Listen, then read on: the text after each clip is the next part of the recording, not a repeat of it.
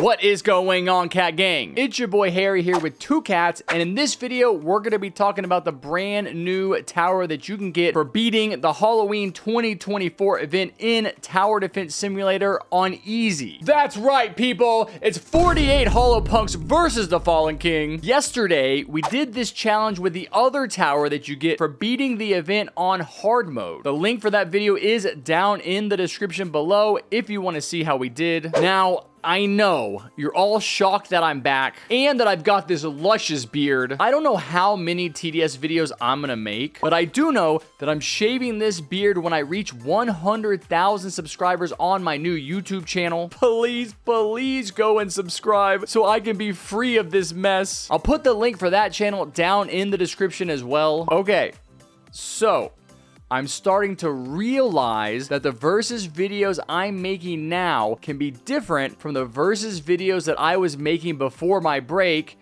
because consumables. Now we can call in cash early, use an airstrike if we're about to die, and we can use flags to help some of these weaker towers survive waves that we wouldn't have before. At first I was like, do I really want to use this stuff? The whole point of this series is to see how well these towers do on their own. But then I was thinking, yeah, the game has changed. I might as well change too. And the main consumable that I feel like really makes a difference is the flags. I also feel like it's okay to use these items because it's still just that one type of tower that's doing damage. And they just make these games more fun. So we're going to be using them anytime we do a versus video from now on. All right, let's go ahead and look at some of the facts about the Hollow Punk Tower. This is just another rocket launcher type tower, except it's very, very cheap to place down. And it has the largest placement limit of any tower in the game at 12. Probably the craziest thing about this tower is that it has flying detection, which I never would have guessed just by looking at it. It's kind of like a surface to air missile, but this does not come without some drawbacks. We are missing the ever necessary hidden detection, so you will see us using some towers at the back of the map to make sure we don't die to hiddens before we get to the final wave. But one of the many cool things about this tower is that even though it can't shoot hiddens directly, it can hit them with the splash damage.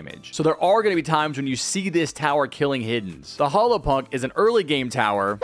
We'll see about that. Now let's see what kind of damage per second we're working with here. Just from first glance, I gotta say I'm loving these stats. The knockback ability is a sick addition to the towers in this game. That means that whenever there's hordes of enemies all bunched up, this tower is just gonna be laying into them and knocking them back. And of course, I am gonna go ahead and continue using the Jester. So I have a feeling that with the knockback is gonna be really nice. Rocket speed is a new thing. I haven't looked at that for the Rocketeer. Let me see if that's something I can compare it to. No, so Rocketeer doesn't even have rocket speed. The range is absolutely crazy all the way from the very beginning at 18, maxing out at 26. And here is the big number we're looking for, the DPS coming in at almost 28, just under 30. Not great, but we are going to be able to use a lot of them, and because they do splash damage, they're going to actually be able to do more damage per second than 28. You can see here that the wiki says that DPS assumes only one enemy is hit and receives full splash damage, but we already know that we're going to be hitting multiple enemies with each rocket, so it should perform a little bit better than 28. And to top off these amazing stats, you can see that the tower only costs $8,500 to max, so we should be able to get them to that level relatively quickly. I mean, the 300 placement price is crazy. That means you're able to place 2 immediately. Overall, I am really looking forward to using this tower and seeing how it performs in game. I think it's going to do pretty well just because we can place so many of them. I feel like that's going to overwhelm the enemies. And last but not least, here is a shout out for the amazing Robloxians that helped me: Narrative Hale, Cold Cat, Charles, and Det. Now go ahead and sit back, relax, and grab a big ol' honking cat, and I'll see you right back here at the end.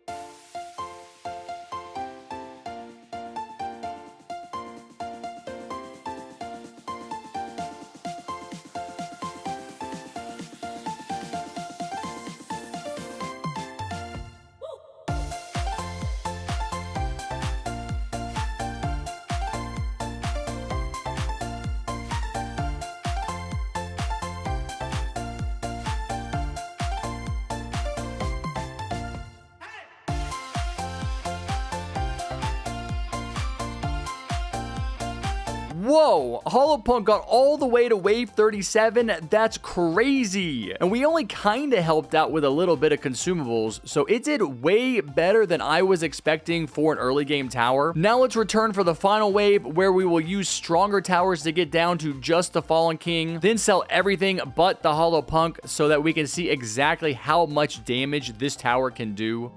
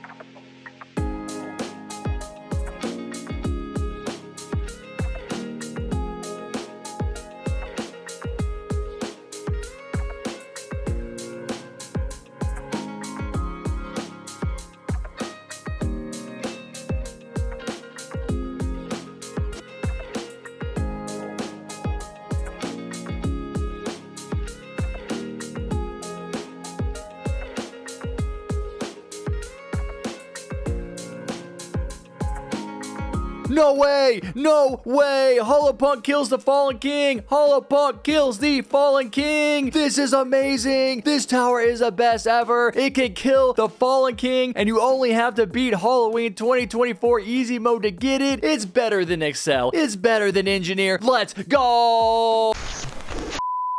From the time that we sold our last DPS towers until the moment before the nuke dropped, the Hollowpunks did about 145,000 damage, which is insane when you consider the fact that this is a simple early game tower that is much easier to obtain than the Harvester, which only did about 60,000 damage. So I would say you 100% want to get this tower while you can, because it's going to be a great addition to anyone's armory. Now, if you enjoyed this video, go ahead and smash that like button with your forehead, hit that subscribe button with your big toe, and turn on notifications however you can so you don't miss any of my amazing upcoming content. And I will see you guys next time. Take care, be safe, and never forget what I always say. Peace!